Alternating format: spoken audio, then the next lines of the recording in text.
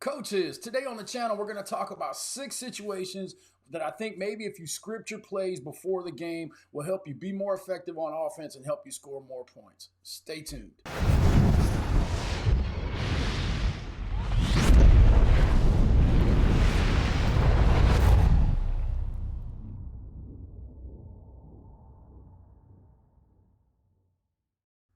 Coaches, welcome back to Airraidnation. This is Coach Coltharp coming to you again today. And I thought today we would do a kind of a theme video because this afternoon at 3 p.m. we're doing our offensive play calling roundtable. So there's still time for you to get into that. You can register at airraidnation.com. Use promo code YouTube to get a $7 ticket, man, to come join me and about 5 or 6 other coaches from different levels as we talk about offensive play calling and how we go about game planning and things like that. It's going to be a great time. So if you want to join us for that, and even if you can't make that, get your $7 ticket because we're going to put the thing on CoachTube and it'll be a course, and $7 will be cheaper than it ever sells for. So if you want to pick that up, you can do that over at airraidnation.com. But anyway, I thought what we would talk about is 6 situations that you would maybe want to script your plays. I'm not a huge play scripter anymore. I do kind of have in the back of my mind what I like to run in certain parts of the field. But, I had a chance to spend some time with Coach Mummy when he was down at the XFL with the Renegades and looked at his play calling sheet. And it was funny to me that these were the 6 situations where he had pre-scripted, kind of what he was going to run, what kind of plays he was going to run. So I thought I would share that with you guys today in the video, and hopefully it'll help you score more points and be more efficient on offense. And if you haven't subscribed to the channel, man, and you like this kind of content, man, if you would subscribe to the channel, I appreciate it. We're over 8,000, man, on the journey to 10,000, man. It would be great if we could get there this summer. So, hey, like the video, share it to some friends, and let's jump into the content.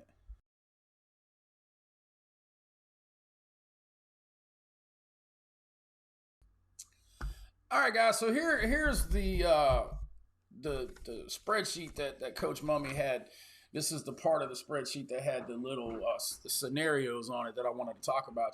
And like I said, there was 6 different categories that he had on his play card that I thought were pretty interesting. He had he had his red zone broken down into 3 parts. The high red, which was the 20 to the 11, the low red, which was the 10 to the 5, and then the goal line area, which he considered to be 5 and in. And then he broke his third down calls into 3rd and 1 and 2, 3rd and 3 to 8, and 3rd and 9 plus. And I'm sure some of you guys might have different categories or different different levels. So in the comments, man, if you do something a little different, let me know, what's your third, what are your third down plays? I mean, 3rd and short, 3rd and medium, 3rd and long. How do you define that? Or do you break up the red zone into 3 spots like Coach Mummy does here? For me, I think it's pretty interesting. I think we all do this, but we may not do it meticulously. And it's also interesting that these are conversion areas for him. So he really wants to concentrate on how to convert, how to get that first down. And then when you get into the red zone, how you get ready to score. And I can tell you, like, for me right there, I get into that high red zone. The first thing that comes to my mind is Y corner. Coach Salas and I had a conversation about this in the office the other day. When I get down to the 20-yard line, I'm thinking of Y corner. That's one of my favorite scoring plays. There's a ton of that stuff on the channel that you can see, I look at that thing and Y corner to me, that right around the 20-25-yard line, that's when the Y starts thinking about that back pylon versus that front pylon as his break-off point. But, anytime I get down inside that 20-yard line, I'm starting to think about Y corner, especially because, it's a quick throw. And if you train your quarterback to throw in the grass, I think that's something that's always going to be a good one. Another one would be, action 95, play action 95 right there, getting that Y cross and especially that backside post dig off of that seems to be a big money maker. It's a very big conversion route, be able to catch that in the back of the end zone as that Y comes across and kind of clears out the safeties. That's a good call for me there. And then obviously choice. Our 6 call, we're running choice right there. So those are things that I think about when I get down into that area. Low red, I'm thinking about running the ball a little bit more. Our counter or our counter and our counter jet series. We're running counter and then coming back with the quarterback. Anything like that is a good play for me right down in there. Also, I'm thinking about stick and the tags, especially stick post. Um, is a big play for me down on the 10 to 5 yard line. I think those are good plays. Shallow, anything where you can catch the ball and be running away from coverage, especially if you're getting man coverage down in there because the safeties are coming up closer. But anything you can catch and get some yak on down in there, that's a good time to score. So shallow is a good play right there as well. Also, that dig coming over that middle of the field is some good stuff. So that would be 3. And then down on the goal line, obviously we want to be able to run the ball. So we're gonna look at our counter jet series again. Also down here, I like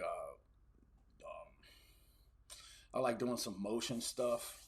Motion to arrows, quick screen, I think is a good play down here. Just because you break one tackle, you score. I would put quick screen over in the low red as well. I think that's a good one. And then, obviously mesh is a great play right there. So, if I were to do like 3 plays in there, that would be kind of where I think about those kind of things in those areas. Third down wise, I think obviously you got to look at, who your guys are. The quick screen right here is a good play on 3rd and 1 and 2 because everybody's going to try to give you that 7-man box. QB runs. Anything, like if you're running, we're a big GT team, so GT off of that, jet, anything that can hit hard to the outside. And then here's another one that I think is a big time 3rd down, 3rd and 1 and 2 play that a lot of people don't run a lot because it's just like stealing, but the focus really isn't on stick.